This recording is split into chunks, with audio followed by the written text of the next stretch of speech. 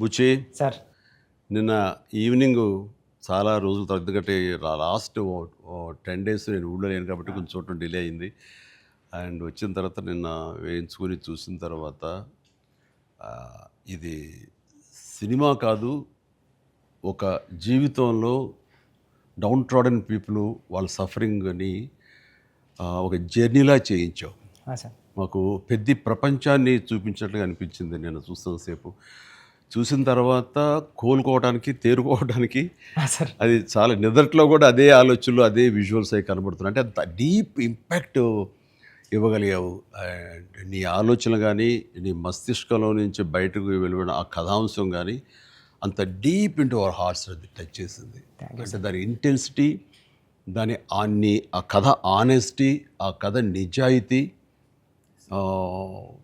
దాన్ని క్రియేట్ చేసిన నువ్వు కానీ, దాన్ని ప్రజెంట్ చేసినటువంటి విధానం కానీ, అండ్ ఫస్ట్ ఆఫ్ ఆల్ నీకు నేను మనస్ఫూర్తిగా నా అభినందనలు తెలియజేస్తాను. అంటే అది ఒక ఊరి సమస్యగా మొదలైన పోను పోను పోను అది యూనివర్సల్ అయిపోయింది. అది నేషనల్ లెవెల్కి వెళ్ళిపోయి మన భారతదేశం యొక్క ఆవశ్యకత ఏంటి, దాని ప్రభుత్వాలు ఈ స్పోర్ట్స్ పర్సన్స్ని ఎంకరేజ్ చేయటంలో వాళ్ళ బాధ్యత ఏంటి అని తెలియచెప్పినటువంటి ఇది. అయితే నువ్వు తీసుకున్న కథాంశం 89లో కాబట్టి నిజంగా పరిస్థితి చాలా దారుణంగా ఉండేది. అవును సార్. నువ్వు చెప్పిన ఈ ప్రయత్నం డెఫినెట్లీ అందులోనూ ఆలోచింప చేస్తాను అనిపించింది నాకు. అది చాలా మంచి ప్రయత్నం. ఒక సోషల్ మెసేజ్, ఒక దేశానికి సంబంధించి ఒక అవేర్నెస్ కానీ, మరింత సమాయత్తం చేయటం కానీ, ఇవన్నీ కూడా ఈ సినిమా ద్వారా బాగా చెప్పావనిపించింది.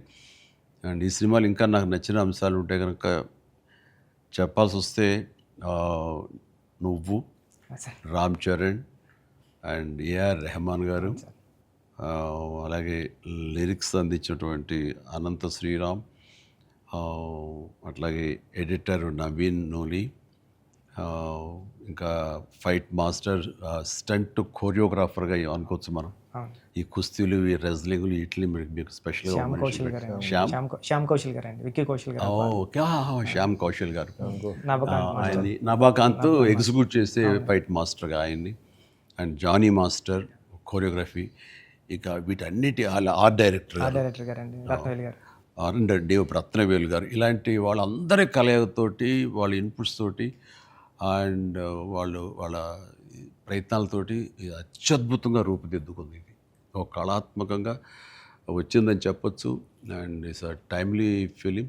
అండ్ చరణ్కి ఆర్టిస్టుల పరంగా వస్తే కనుక చరణ్ అయితేనేమి, జగపతి బాబు అండ్ శివరాజ్ కుమార్, ఫెంటాస్టిక్ శివరాజ్ కుమార్, బొమ్మని రాణి, అలాగే అబ్బాయి దివ్యేందర్ కొత్త విలన్గా కానీ ప్రతిదీ చాలా ఫ్రెష్గా ఉన్నారు, కొత్తగా ఉంది. ప్రతి ఆర్టిస్టు చిన్నవాళ్ళు అవని, జూనియర్ ఆర్టిస్టులు అవని, బ్యాక్గ్రౌండ్ ఆర్టిస్టులు అవని, వీళ్ళందరూ కూడా ఒక రియల్గా జరుగుతుంది, ఒక ఇన్సిడెంట్, ఒక సంఘటన జరుగుతుంది, ఒక ఊరి కథ, ఒక మట్టి కథ చెప్తున్నాం అనటానికి ఆ మనుషులు కూడా మట్టి మనుషుల్లాగా రస్టిక్గా అది క్రియేట్ చేయటంలోనూ, దాన్ని తెరకెక్కించడంలోనూ నువ్వు, నీతో పాటు నీ టీం మెంబర్స్ అందరూ, నీ క్రూ కానీ, క్యాస్ట్ కానీ అందరూ చాలా బాగా చేయగలిగారు. ఇవన్నీ చేయటానికి వెనకాల వెన్నెముకలా నిలబడ్డ వ్యక్తి సతీష్ కిలార్ గారు. ఆయన దేనికి నెరవలేదు. ఇదివరకంత గతంలో అన్ని సినిమాలకి ఆయన కొంచెం పరోక్షంగా వెనకుండా నడిపించేవాళ్ళు. ఇప్పుడు తెర ముందుకు వచ్చారు బాహాటంగా ప్రొడ్యూసర్గా. కాబట్టి ఆయన ప్రయత్నం కానీ, ఆయన గుండె ధైర్యం కానీ, దీన్ని నీ మీద పెట్టుకున్న నమ్మకం కానీ, కంటెంట్ మీద ఆయనకు ఉన్నటువంటి విశ్వాసం కానీ, ఇవన్నీ కూడా ఈరోజు సఫలీకృతం అయినాయి. అండ్ అవ్వటానికి మీరు అందరూ ఎంత ప్రయత్నాలు చేసినా సరే తెర మీద కనిపించడానికి రామ్ చరణ్ ఎలా చేస్తాడు అనే దాని మీద ఉంటుంది కదా. మీరందరూ బాగా నటించాడని నిన్న వాళ్ళ అమ్మ అంటుంది. బాగా నటించాడు అన్నది కరెక్ట్ సర్టిఫికేట్ కాదు రేఖ, కరెక్ట్ మాట కాదు. జీవించాడు అని అనాలి. నాకు పాత్రలు ఒదిగిపోయాడు అని నాకు అనిపిస్తుంది. నేను యాక్టర్ నాకు తెలుసు. అవతల క్యారెక్టరు ఏడుస్తూ మనల్ని ఏడిపిస్తే కనుక అది నటన. వాడు ఏడవకుండా కళ్ళల్లో ఆ భావం పలుకుతూ చూసే ప్రేక్షకులు ఏడిపించాడంటే వాడు జీవించినట్లు. నేను అక్కడ ఒక క్యారెక్టర్ చూస్తాను తప్ప చరణ్ని చూడలేదు. పెద్ది కనపడుతుంది అక్కడ. పెద్ది తను ఏడవకుండా తన భావోద్వేగాల్ని కళ్ళ ద్వారా చూపిస్తున్నాడు తప్ప ముఖవళికల ద్వారా, మజిల్స్ ద్వారా చూపించట్లేదు. అది చరణ్ స్పెషాలిటీ. అందుకని మనం ఎక్కువ ఇన్వాల్వ్ అయిపోతారు. ఏం నటించాడు అనొచ్చు, చాలా గొప్ప గొప్ప నటులు ఉండొచ్చు, వాళ్ళ సిస్టమ్ వాళ్ళ విధానాలు చేయొచ్చు. కానీ భావోద్వేగాల్ని లోపల ఫీల్ అవుతావు, ఫీలింగ్ని మునిపంట నొక్కి పట్టి ఎక్స్ప్రెస్ చేస్తూ ఆ కళ్ళ ద్వారా పలికించడం, అది చూసి మనకి అరే నువ్వు ఏడిస్తే బాగుంటుందో అనొచ్చు, కానీ మనకి గుండె పిండేస్తుంది. మనం ఏడలేని సిచ్యువేషన్స్, కానీ ఏడిస్తే బాగుంటుంది అనిపిస్తుంది. ఇట్లాగా టోటల్గా అరెస్ట్ చేసేసి తను చూపించిన విధానం, ఎస్పెషల్లీ అప్పల్ సూరి మరణం దగ్గర నుంచి తన మోటివేట్ అయిన ఇది నుంచి ఇంకా సినిమా గ్రిప్పింగ్ వెళ్ళింది, అవును సార్. ఇంకా డీవియేషన్ లేదు. అవును. అది చాలా చక్కగా పరిపూర్ణంగా సఫలీకృతమైనట్లు. అది అక్కడ తను చాలా బాగా ప్రజెంట్ చేశాడు, పెర్ఫామ్ చేశాడు. ఎక్సలెంట్. వాడు నా బిడ్డ కాబట్టి ఇంకా ఎక్కువగా చెప్పాలని అనిపించిన కొంచెం అణుచుకుంటూ మాటలు వెతుక్కుంటూ పొందిగ్గా మాట్లాడుతాను, కానీ అది నీలాంటి చూశాడు కాబట్టి నువ్వు చెప్పాలి. సార్ మీరు మాట్లాడగలదు సార్, ఎందుకంటే సార్ ఇప్పుడు ప్రపంచం అంతా మాట్లాడుతుంది సార్ చరణ్ సార్ పర్ఫార్మెన్స్. పెద్ద అంటే చరణ్ సార్ అంటే పెద్ద. ఎందుకంటే సార్ ఈరోజు అందరూ ముక్త కంఠంతో అనేది ఒకటి సార్, ఏంటంటే ఏం పెర్ఫామ్ చేశారు అందరూ చిరంజీవి అంటున్నారు సార్. చిరంజీవి చిరంజీవి అండి సార్. హాస్పిటల్ సీన్లో చరణ్ సార్ పర్ఫార్మెన్స్ అంటే మీరు అన్నారు చూసారా, అంటే ఆయన ఫేస్లో బాధ ఉంటుందండి, కానీ మనకి ఆడియన్కి మాత్రం గుండె మెలిపెట్టేసినట్టు. నేను చరణ్ గారు అందరూ మనం ఐమాక్స్కి వెళ్ళాం సార్. ఐమాక్స్కి వెళ్తే మొత్తం థియేటర్లో సీట్లో ఉన్న వాళ్ళందరూ బ్యాగ్ తిరిగి ఇలా బెండ్ చేసి నీస్ మీద అన్నా నీకు నేషనల్ అవార్డు అన్నా అని అరిసారండి. ఈ ఇంట్లో చరణ్ గారి పెర్ఫార్మెన్స్కి నేషనల్ అవార్డు వచ్చి నాకు అంతకన్నా హ్యాపీ ఉంటుంది సార్. అంతకు మించిన సంతృప్తి ఇచ్చేసాడు. ఒక తండ్రిగా, ఒక నటుడిగా అంటే మళ్ళీ సీనియర్ కాదు, తోటి నటుడుగా, కాంటెంపరీ నటుడిగా నాకు నిజంగా చరణ్ గర్వకారణం. అండ్ నేను ఎంత తక్కువ మాట్లాడితే అంత మంచిది, ఎందుకంటే ప్రేక్షకులు వాళ్ళే మాట్లాడేసారు నా బిడ్డ గురించి. అంటే ఇక్కడ చిన్నప్పుడు చదువుకున్న ఒక సుమతి శతకంలోని ఒక పద్యం గుర్తుకొస్తుంది. ఇది పుత్రోత్సాహం పుత్రుణ్ణి కన్ననాడు కాదు, పదుగురు దాన్ని గుర్తించి వాళ్ళు మెచ్చుకుంటున్నప్పుడు, వాళ్ళు పొగుడుతున్నప్పుడు అది కదా నిజమైన పుత్రోత్సాహం అంటే.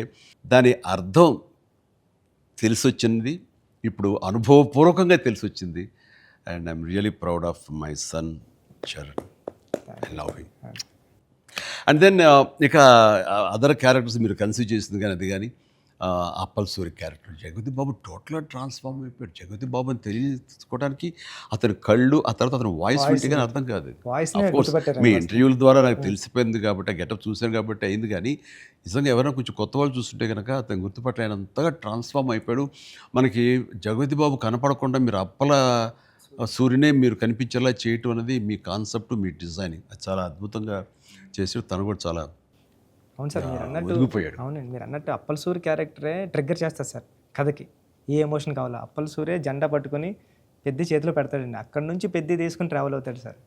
అది కరెక్ట్ సార్, మీరు ఏదైతే చెప్పారో అది. అందుకే అలా సార్ అప్పల సూరి క్యారెక్టర్ అన్న డ్రైవ్ చేయబట్టే లాస్ట్లో స్టేషన్ కూడా అప్పల వాళ్ళ అయింది సార్. అది చాలా మంచి ట్రిబ్యూట్. అది అక్కడ కూడా చరణ్ పెద్ద అన్నామని అంటే పెద్ద అనేది ఆ క్యారెక్టర్ గ్రేస్, ఆ క్యారెక్టర్ ఇది చాలా బాగా.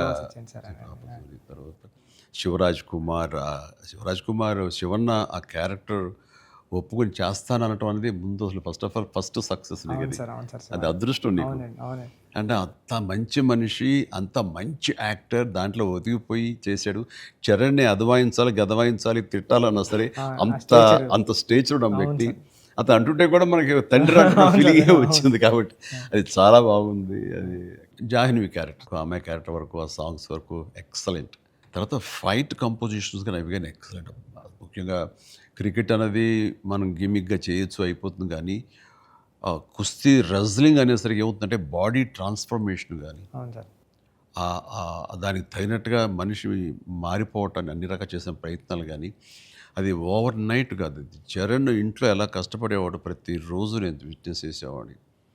నైట్ ఎర్లీ మార్నింగ్ లేచి 5 లేచి వాడు 6 to 7 చేసి 9 o'clock మీ సెట్కి వచ్చిన తర్వాత మళ్ళీ నైట్ నువ్వు 9 కుదులుతావా 8 కుదులుతావా వచ్చి నీరసంగా వచ్చి కూర్చుని పోయి మళ్ళీ కాస్త సూప్ ఏదో తాగి మళ్ళీ జిమ్కి వెళ్ళిపోయేవాడు.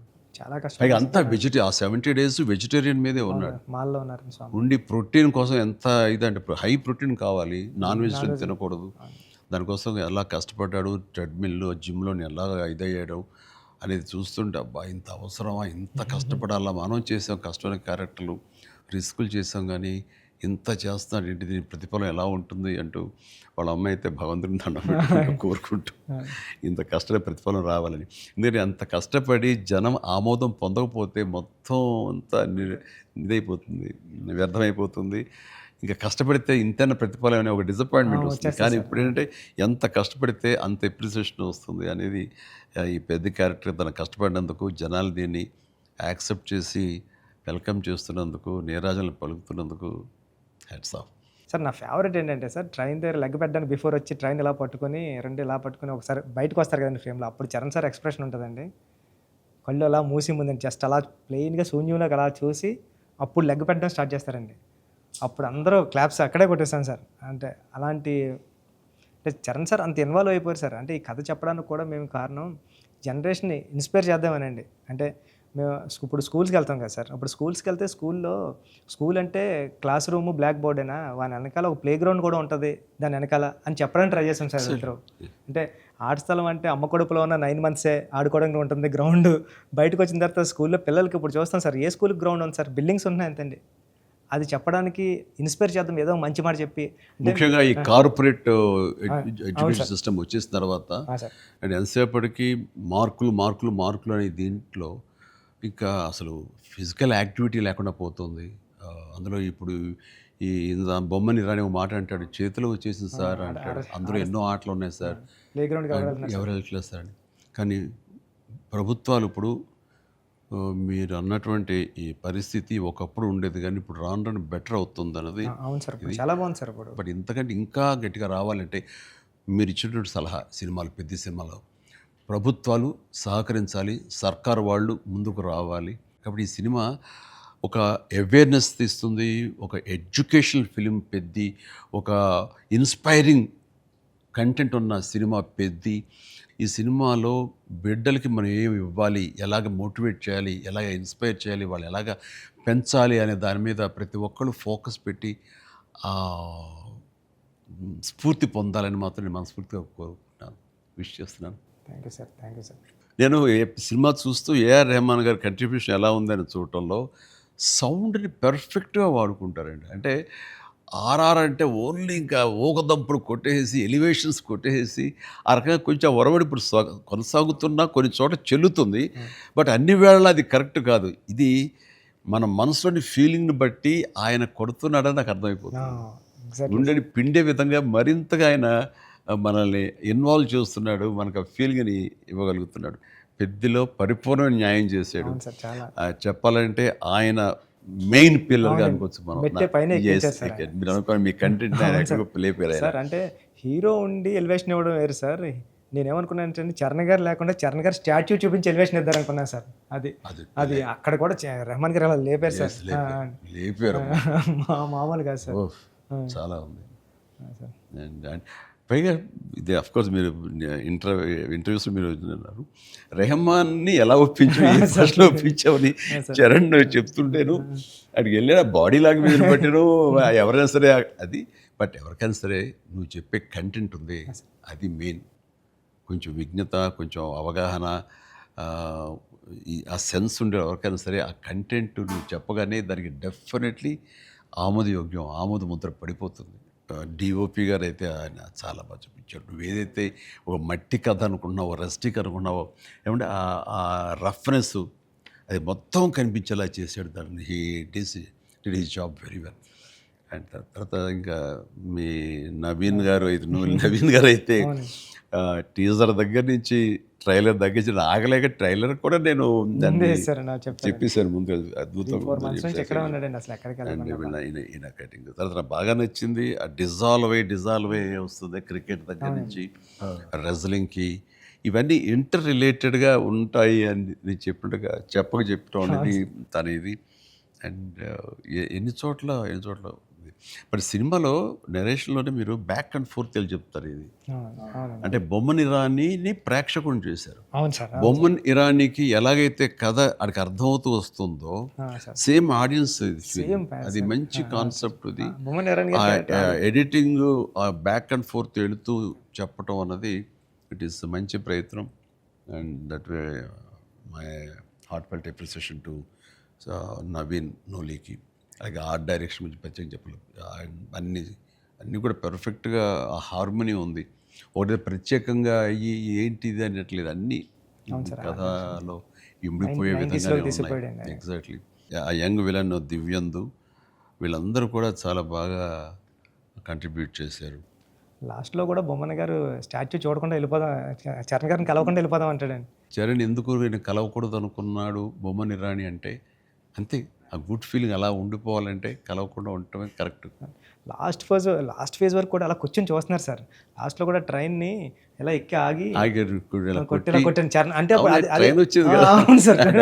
మరి ఎందుకు ట్రైన్ ఉంది కదా, ఎందుకు నడిపించావే బాబు అంటే మేము పడ్డ బాధ మీకు తెలియాలి అని చెప్పేసి కాదు. బాగుంది, మంచి సమ్మప్, అది బాగుంది. అంటే పెద్దిగాడి కోసం ఆ రోజు బండి ఆగింది సార్. మా జీవితాలు మొదలయ్యాయి. మాకు స్కూల్ వచ్చింది, వైద్యం వచ్చింది, సర్కారు వచ్చి మా అవన్నీ క్రిస్ప్గా చాలా బ్రివిటీ తోటి పట్ట పట్ట పట్ట చేశారు. అన్ని జరుగుతుంది.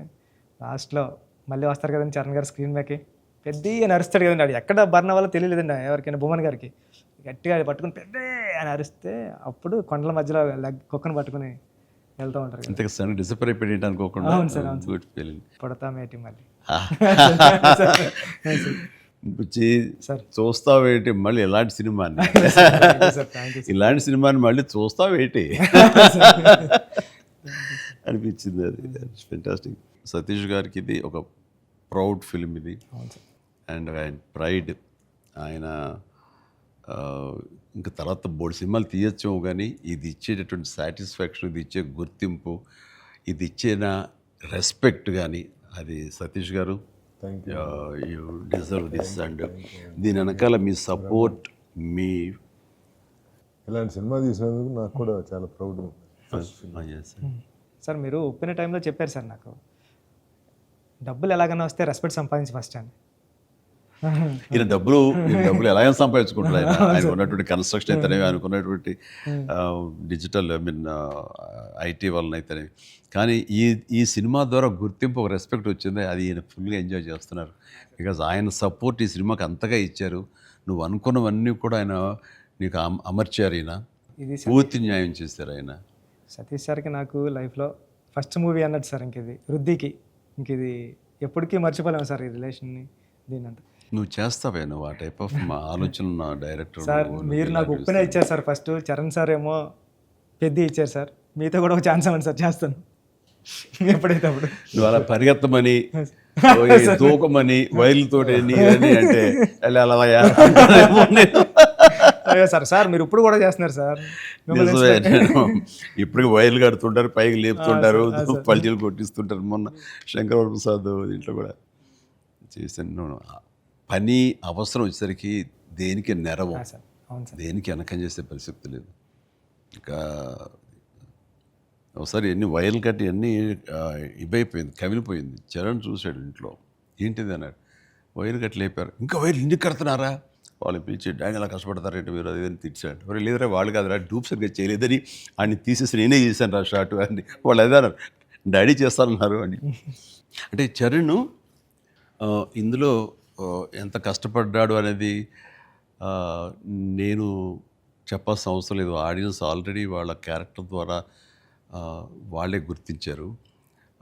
వాడు ప్రతిరోజు అలసిపోయి ఇంటికి వచ్చి నీరసించి అలా కూర్చున్న ప్రతిసారి నాకు మా నాన్నగారు నాతో ఏమన్నారు, నన్ను ఏమనేవారు అది గుర్తుకొచ్చేదనమాట. అంటే దొంగ అనే సినిమాలో 8 అంతస్తుల ఒక హోటల్ పైన పారపెట్ వాల్ మీద నేను రోల్ చేస్తూ వెళ్ళినప్పుడు కింద స్లిప్ అయితే మాత్రం ఇది ఇప్పట్లా వైర్లు ఇలాంటి సేఫ్టీ డివైస్లు ఏమి లేవు, మొండితనంతో చేయటం అనమాట. అట్లాగే ట్రైన్ కింద పడుకొని గోండా సినిమాలో వెళ్తుంటే ఒక 3 ఇంచెస్ ఎవేగా బాడీ కానీ లూజ్ అయితే కంకరాలు కొట్టుకుపోయేవి. నా బలంతో ఉండాలి తప్ప ఇంకో హార్నెస్ కానీ అది కానీ లేదనమాట. ఇవన్నీ మా నాన్నగారి దగ్గర నుంచి చూసి ఇంటికి వచ్చేసి చాలా బాధపడేవాళ్ళు. తిట్టేసాడు. కోపంలో బాధ ఎలా ఉంటుందంటే బూతులు తిట్టేసేవారు. అలా చేయాలా అంటే ఏదో కొంచెం చెప్పకూడదు కొంచెం అలా తిట్టేసేసి ఆయన చేసేవారు. తప్పదానా దాందే ఉంది చేయాలి, లేకపోతే ఎలా కనపడదు రిజల్ట్, ఎలా మరి ఫ్యాన్స్ ఇచ్చేయాలి కదా వాళ్ళు ప్రేక్షకులు అని అప్పట్లో ఏం మాట్లాడేవాడిని. లేదురా రేపు పొద్దు నీకు కొడుకు పుట్టి, అప్పుడు ఇంకా చరణ్ పుట్టలేదు ఆ టైంకి, నీకు కొడుకు పుట్టి వాడు యాక్టర్ అయ్యి హీరో అయ్యి వాడు ఇలాగే కష్టపడుతున్నారు అప్పుడు తెలిసొస్తారా మా ఫీలింగ్స్ ఏంటో నీకు అనేవాళ్ళు. నిజంగా నీ పెద్ద సినిమాకి చేసి వాడు అలసిపోయి వచ్చి కూర్చుని ఈ మణికట్టు దెబ్బ తగిలిందని కానీ కంటి మీద దెబ్బ తగిలి రక్తం ఇదే ఇచ్చింది దానికి కుట్లు పడ్డాయి అన్నప్పుడు కొంచెం ఒక హాఫ్ ఇంచ్ క్వార్టర్ ఇంచ్ కిందకి వెళ్తే కంటి గుడ్డేమవుతుందో అనే పరిస్థితి అన్నీ తెలిసినప్పుడు మాత్రం బాధపడి వ్యక్తం చేయబోయాను. నాకు మా నాన్నగారు మాట గుర్తుకొచ్చింది. ఆయన ఎంత బాధపడి ఉంటారు అని చెప్పేసి అదే బాధ ఈరోజు నేను వాడు కష్టపడి వస్తుంటే మాత్రం నాకు గుండె పిండిన ఫీలింగ్ ఉంది. అయితే సినిమా చూసిన తర్వాత కొన్ని ఎపిసోడ్స్ గురించి చెప్పాల్సి వస్తాయి. ఇందులో ఇంటర్వెల్ నుంచి మాత్రం సినిమా మనిషిని కట్టిపడేసింది, ప్రేక్షకుడిని తారాస్థాయికి తీసుకెళ్ళిపోయింది. ఎమోషనల్ జర్నీ చేయించి ఒక రోలర్ కోస్టర్ రైడ్ లాగా చేయించి అప్ అండ్ డౌన్ చేయించి పినాకిల్ ఇంకా తారాస్థాయికి తీసుకెళ్ళి అక్కడ వదిలిపెట్టారు సినిమాని. ఆటల్లో ముఖ్యం చెప్పాలంటే హాస్పిటల్ సీన్ బుచ్చి బా నా భూతో నా భవిష్యత్తు తలుచుకో నాకు గగురు పడొస్తుంది, గూస్ బంప్స్ వస్తున్నాయి. అసలు హాస్పిటల్ సీను వాడి నటనకి మాట్లాడుతూ చూడు అది నటనకి, అది నటన కాదు, వాడు ఫీల్ అయిపోయాడు దానికి. అక్కడి నుంచి నా కంట తడి తడి తడి లాస్ట్ వరకు ఆగలేదు. All the appreciation, all the blessings, God bless him, God bless him. దానికి చక్కటి అంత మంచి క్యారెక్టర్ ఇచ్చినటువంటి నీకు hats off, hats off. Thank you sir, thank you sir. ఒకసారి ఎస్పి బాలసుబ్రహ్మణ్యం ఆయన నువ్వు ఒకప్పుడు ఆపద్బాంధవుడు చేసావు, ఇంకోసారి రుద్రవేణి చేసావు, అలాగే చాలా సినిమాల్లో నీ పెర్ఫార్మెన్స్ అనేది తెలుసు, కానీ ఎక్కువ కమర్షియల్ వైపు వెళ్ళిపోతున్నావు చిరంజీవి. నీలో పొటెన్షియాలిటీ ఉంది. ఎప్పుడో బాలసుబ్రహ్మణ్యం మన కె బాలచంద్ర గారు అన్నది కూడా అతను ప్రస్తావిస్తూ నీలో ఒక కమలాసనం రజనీకాంత్ అందరి కలయిక ఉంది అంటే ఏదో మాట్లాడుతూ రావాలి సినిమాలు అంటే. అలాంటి కంటెంట్ తోటి మన వాళ్ళు వస్తే కనుక ఎందుకు చేయను, చేసే కెపాసిటీ ఉంది, చేయగలను నమ్మకం నాకు ఉంది, రావాలి అంటే నువ్వు చేయలేనిది చూడండి ఏమి లేదు అని అన్నప్పుడు నాకు అవకాశాలు రాని టైంలో హిందీలో ఒక డంగల్, ఒక చెక్దే వచ్చినప్పుడు వాళ్ళ పెర్ఫార్మెన్స్ అది చూసినప్పుడు ఇలాంటి కదా నాకు కావాలని కోరుకున్నాను. కానీ అలాంటి కంటెంట్ తోటి డైరెక్ట్లో వస్తేనే కదా మనకు ఏదైనా ఛాన్స్ అవకాశం ఉండేది. అలాంటి వచ్చినప్పుడు ఆ సినిమాకి ఇప్పుడు ఈ సినిమా కూడా అలాంటి స్పోర్ట్స్ నేపథ్యంలోనే వచ్చింది. ఆ సినిమాల్లో దంగల్ తీసుకుందాం, అది ఫ్యామిలీ ఎమోషన్ అది. అండ్ దోస్ కుస్తీకి సంబంధించిన, రజనీకి సంబంధించిన ఫ్యామిలీ ఆడబిడ్డల వాళ్ళ ఇంటర్నల్ డ్రామా గుండెని కట్టిపడేస్తుంది, పిండేస్తుంది. అండ్ నీ సినిమా ఈ పెద్ద వచ్చేసరికి రస్టిక్ స్పోర్ట్స్ డ్రామా అండ్ అవేర్నెస్ని మోటివేట్ చేస్తూ ఒక రకమైన ఎడ్యుకేటివ్ ఫిలిం ఇది.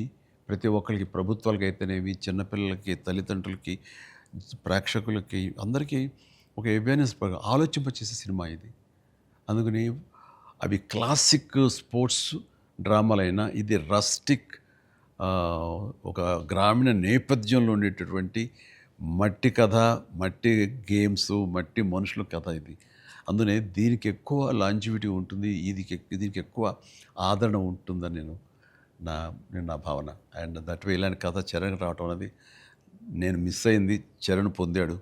కాబట్టి ఆ అవకాశం వచ్చింది కాబట్టి కొంతమంది చిరంజీవిని మించిన వాడు చరణ్ అంటున్నారు, ఒప్పుకుంటున్నారు మనస్ఫూర్తిగా. కానీ ఒక తండ్రిగా గర్వంగా ఉంది, ఒక నటుడిగా కొంచెం కష్టంగా ఒప్పుకోవాల్సి వస్తుంది. చాలా బాగా చేసేవారు చరణ్, లవ్ యూ. గ్రామీణ వాతావరణం ఈ నేపథ్యంలో కథల్లో అఫ్కోర్స్ మీ గురువు గారు సుకుమార్ పెట్టింది పేరు. సుకుమార్ సినిమా రంగస్థలం కానీ ఇప్పుడు ఈ సినిమా ఇది చూసినప్పుడు నాకు అఫ్కోర్స్ నిన్న మొన్న చనిపోయారు, దివంగతులయ్యారు భారతిరాజా గారు.